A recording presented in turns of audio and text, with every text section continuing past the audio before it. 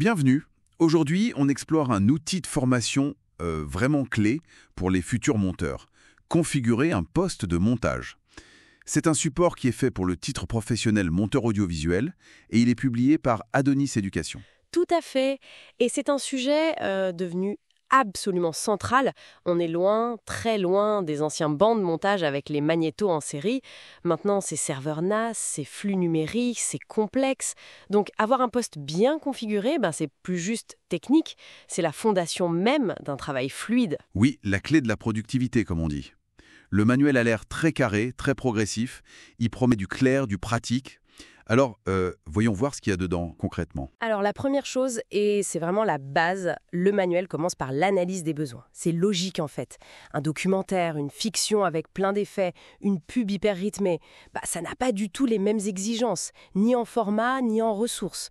Du coup, il aide à choisir les bons logiciels. Par exemple, pourquoi prendre Adobe Premiere Pro spécifiquement pour un docu, ce genre de choses. Et surtout, à bien dimensionner le matériel. Si on part sur de la science-fiction avec beaucoup de VFX, là il faut de la puissance de calcul, un bon processeur. Mais aussi, et c'est crucial, beaucoup de RAM. On parle de 64 Go, parfois même 128 Go, et puis des SSD très rapides, genre NVMe pour que ça suive en lecture. D'accord, on part du projet pour définir les besoins. Logique. Et une fois qu'on sait ça, comment le manuel nous guide pour construire la station elle-même ? Souvent choisi pour Final Cut Pro ou Windows, qui est très souple au niveau matériel. Chacun a ses petites optimisations pour le montage. Le guide détaille l'installation des logiciels clés, Premiere Pro, Final Cut, DaVinci Resolve. Mais il n'oublie pas les logiciels autour, pour les effets ou même la gestion des médias. C'est pas juste suivant, terminé, quoi.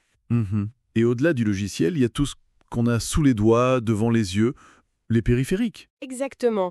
Et c'est un point important du manuel, la gestion des claviers, des souris.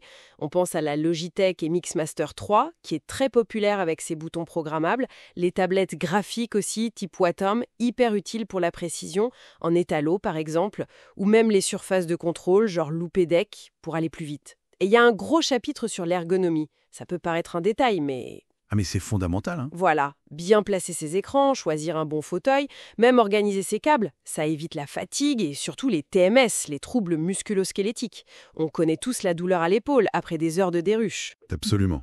Parlons stockage maintenant. Avec des téraoctets de rush, c'est un peu le nerf de la guerre, non ? Ah, ça c'est clair. Et le manuel décortique bien les options. Les SSD pour la vitesse de travail, ça c'est indispensable pour le montage lui-même. Les NAS pour pouvoir partager les projets facilement si on travaille à plusieurs. Et bien sûr, les configurations RAID pour la sécurité des données.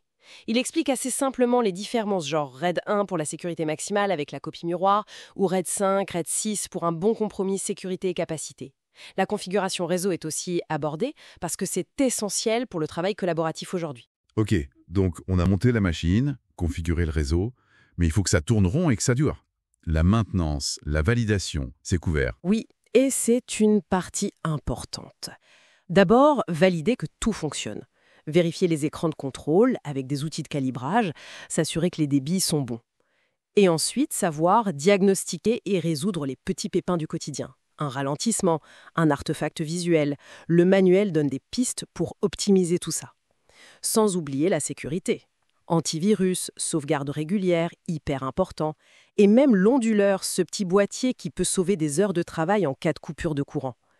Il y a même un passage sur comment bien communiquer avec les techniciens de maintenance, ce qui est une compétence en soi finalement. C'est très complet. Et pour aider à assimiler tout ça, il y a des outils pédagogiques spécifiques dans le manuel. Oui, tout à fait.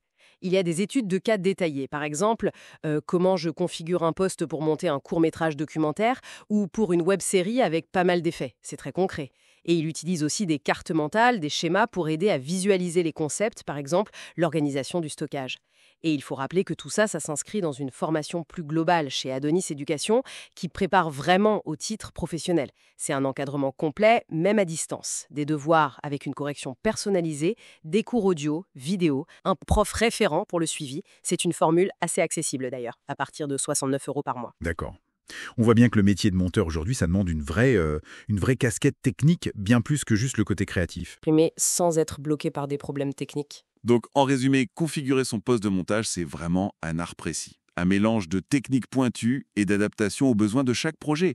Ce manuel a l'air d'être une excellente base pour ça. Exactement. Et ça ouvre une réflexion intéressante, je trouve, pour aller un peu plus loin. Comment cet environnement de travail, très personnel finalement que le monteur se crée, comment cette configuration influence son regard, son rythme de travail et peut-être même au final sa signature créative. C'est une excellente question pour conclure. Donc, ce guide « Configurer un poste de montage » est édité par Adonis Éducation.